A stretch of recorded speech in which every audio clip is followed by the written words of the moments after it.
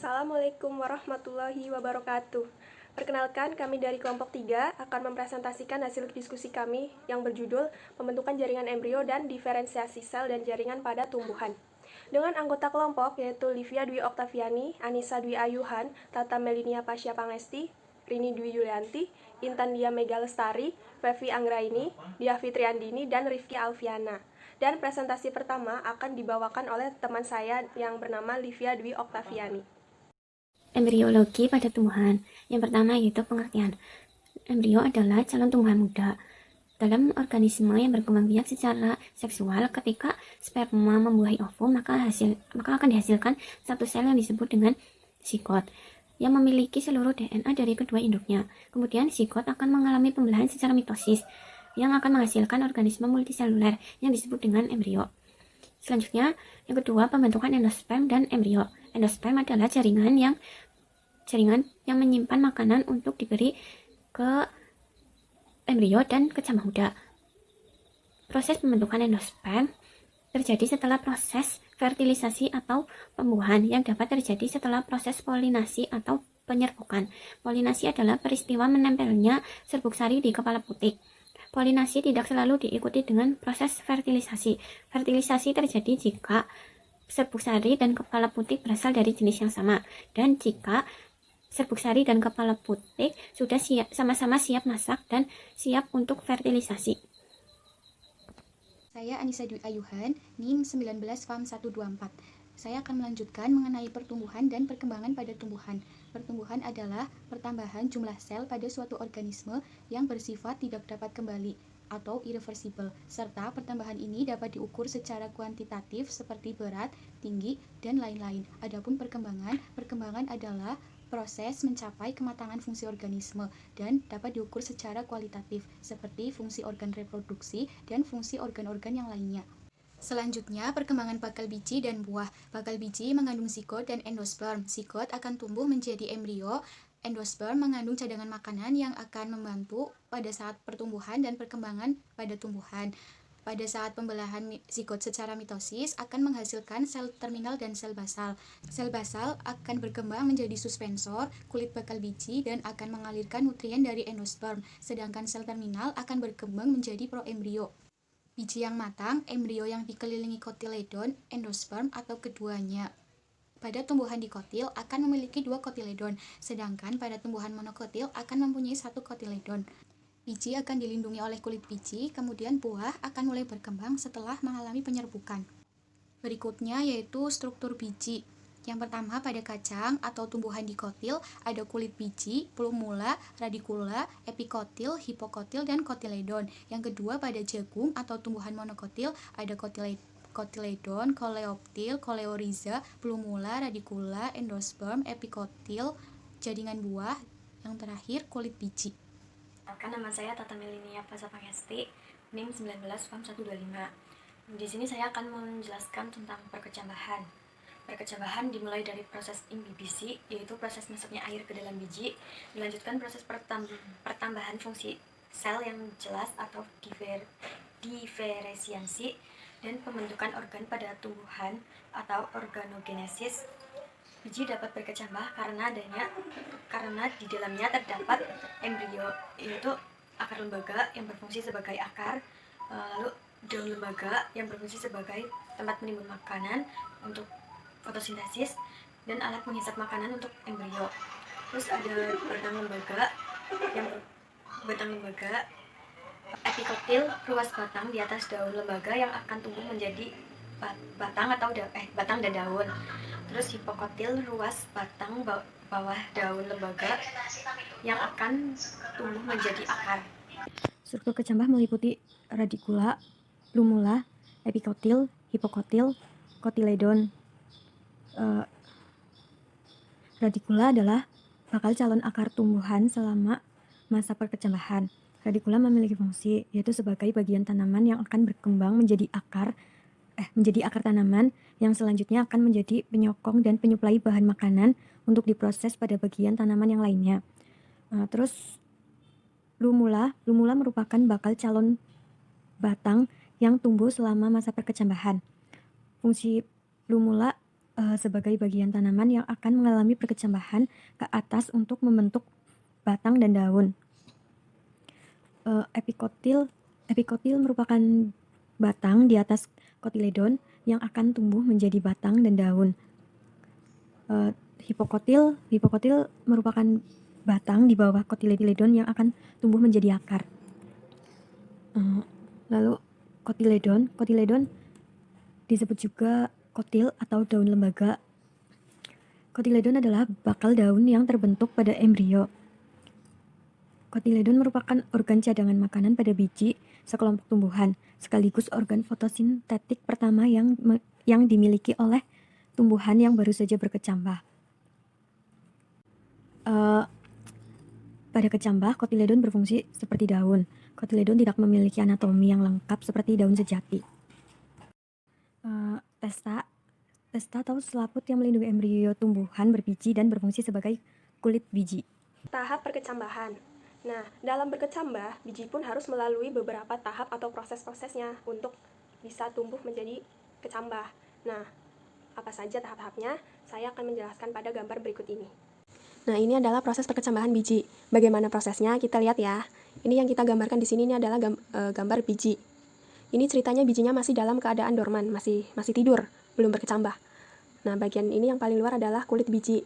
Sedangkan di bawahnya ini ada butir-butir ya. Butir-butir ini namanya lapisan aleuron. Yang di dalamnya terdapat cadangan makanan. Ini endosperm. Endosperm adalah cadangan makanan. Dan terus ini adalah embrio. Jadi, apa yang bisa membuat biji berkecambah? Yang pertama adalah masuknya air. Pertama, air akan masuk secara imbibisi. Air akan masuk ke rongga-rongga antar sel, terus masuk ke dalam biji ya kan? Jadi proses perkecambahan itu, atau proses pemecahan dormansi itu, bagaimana caranya biar biji yang dorman itu bisa berkecambah? Ya, kunci utamanya adalah memasukkan air. Jadi salah satu cara mempercepat perkecambahan biji ya, kalau bisa ya direndam dulu, atau dilubangi dulu juga bisa. Jadi untuk mempercepat masuknya air ke dalam biji. Nah, ketika air sudah masuk ke dalam biji, kan butuh proses tuh. Lalu, si embrio ini akan merespon dengan cara mengeluarkan hormon GA, giberelin. Jadi ketika air itu masuk, giberelin akan dikeluarkan oleh embrio sebagai respon dari masuknya air. Kira-kira gitu ya. Jadi ketika air masuk, embrio akan mengeluarkan giberelin. Yang berikutnya, giberelin keluar, menyebar ke seluruh bagian biji dan akan masuk ke butir-butir lapisan yang ada di bawah kulit biji, yaitu lapisan aleuron. Ketika giberelin itu menyebar, terus butir-butir aleuron berikutnya akan merespon dengan cara membentuk enzim. Ini kan menyebar nih. Giberelinnya menyebar terus membentuk enzim yang disebut dengan enzim alfa amilase. Nah, jadi alfa amilase akan dibentuk lewat proses sintesis protein dengan respon dari giberelin. Saya ulang ya. Pertama, air masuk secara imbibisi. Nih. Kemudian direspon oleh embrio dengan cara mengeluarkan giberelin. Terus giberelin keluar, lalu direspon oleh lapisan aleuron untuk mengeluarkan enzim alfa amilase. Nah, dari namanya saja sudah ketahuan ya, alfa amilase. Amilase berarti substratnya amilum. Jadi amilase inilah yang nantinya akan bertugas menghidrolisis endosperm. Nah, endosperm tadi kan dalam bentuk polisakarida atau amilum ya. Endosperm itu masih dalam bentuk besar ya. Nah, jadi ketika alfa amilase itu keluar, terus endosperm akan dipecah dan hasilnya berubahlah menjadi monomer-monomernya dan akhirnya amilum yang ada di endosperm bisa digunakan oleh embrio gitu. Akhirnya embrionya berkecambah. Nah, jikalau saya ringkas, pertama-tama air masuk secara imbibisi ya kan. Terus yang kedua, embrio merespon dengan cara mengeluarkan hormon giberelin. Yang ketiga, giberelin keluar, direspon oleh lapisan aleuron untuk mengeluarkan enzim alfa amilase atau memproduksi enzim alfa amilase. Yang berikutnya, endosperm akan dipecah dan endospermnya akan digunakan oleh embrio. Selanjutnya adalah berkecambah. Selanjutnya adalah jenis-jenis perkecambahan. Jenis-jenis perkecambahan dibagi menjadi dua, yaitu perkecambahan epikeal dan perkecambahan hipokeal. Pada perkecambahan epikeal, kotiledon berada di atas permukaan tanah. Pertumbuhannya diawali dengan memanjangnya hipokotil ke arah permukaan tanah. Pertumbuhan hipokotil ini mengakibatkan plumula dan kotiledon terdorong keluar permukaan tanah. Selanjutnya, epikotil tumbuh memanjang bersamaan dengan munculnya daun pertama.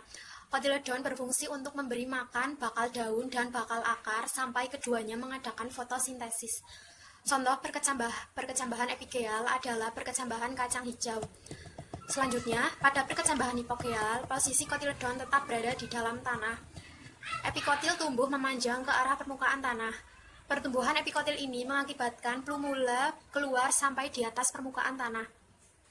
Pucuk daun pertama akan muncul dengan cara menerobos epikotil, sedangkan biji kotiledon masih tetap berada di dalam tanah. Ya, saya Fevi Anggraini, NIM 19 FAM 128. Di sini, saya akan melanjutkan materi tentang pertumbuhan. Pertumbuhan itu dibagi menjadi dua. Yang pertama, pertumbuhan primer, dan yang kedua ada pertumbuhan sekunder. Pertumbuhan primer adalah suatu pertumbuhan yang dapat menyebabkan tumbuhan itu menjadi panjang atau menjadi tinggi. Ini disebabkan karena adanya aktivitas dari sel meristem apikal, hasil pembelahan dari sel-sel meristem. Lalu, meristem apikal itu apa? Meristem apikal adalah suatu jaringan meristem yang selalu membelah dan letaknya itu di ujung akar atau ujung batang. Meristem apikal itu sendiri dibagi menjadi dua. Yang pertama itu ada meristem embrional dan yang kedua ada meristem kambium. Selanjutnya ada pertumbuhan sekunder. Pertumbuhan sekunder adalah suatu pertumbuhan diameter batang yang disebabkan karena adanya aktivitas jaringan meristem pada kambium. Lalu faktor-faktor yang mempengaruhi pertumbuhan dan perkembangan pada tumbuhan itu apa saja? Yang pertama itu ada faktor eksternal. Faktor eksternal itu faktor yang berasal dari luar. Contohnya ada temperatur, ada air, pH oksigen, ada nutrisi, dan ada cahaya matahari. Dan yang kedua ada faktor internal. Faktor internal itu faktor yang berasal dari dalam, yaitu ada faktor genetis dan ada faktor fisiologis. Saya Dia Fitriandini, NIM 19 FAM 129, akan menjelaskan materi tentang diferensiasi jaringan tumbuhan. Apa itu diferensiasi? Diferensiasi jaringan tumbuhan adalah proses perubahan jaringan meristem menjadi jaringan-jaringan lain. Macam jaringan pada tumbuhan meristem dibedakan: meristem apikal, meristem interkalar, dan meristem lateral. Meristem apikal terdapat di pucuk utama, pucuk lateral, dan ujung akar. Meristem interkalar terdapat di antara jaringan dewasa. Contoh, pangkal ruas, tumbuhan famili, rumput-rumputan. Meristem lateral terletak sejajar dengan permukaan organ tempat ditemukannya. Contoh, kambium dan kambium gabus. Berdasarkan asal-usulnya dibedakan menjadi meristem primer dan meristem sekunder. Meristem primer, sel-selnya berkembang langsung dari jaringan embriotik atau meristem apikal. Meristem sekunder, sel-selnya berkembang langsung dari jaringan dewasa yang sudah mengalami diferensiasi. Contoh, kambium dan kambium gabus. Nama saya Rifki Alfiana, NIM 19 FAM 189. Contoh gambar jaringan meristem lateral: phloem, phlogen, phloderm, phloem fiber, phloem parenchyma, sheath tube, ray, vascular, kambium, xilem fiber, vessel. Contoh gambar meristem primer: kambium adalah lapisan sel-sel tumbuhan yang aktif membelah dan terdapat di antara xilem dan phloem. Di meristem primer terdapat berkas vaskuler, kambium verkuler, kambium interkuler, empulur, jari-jari empulur.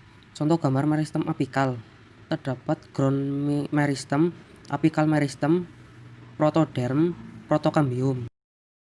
3. Jaringan dewasa. 1. Jaringan pelindung. Jaringan pelindung berfungsi untuk melindungi bagian dalam tumbuhan.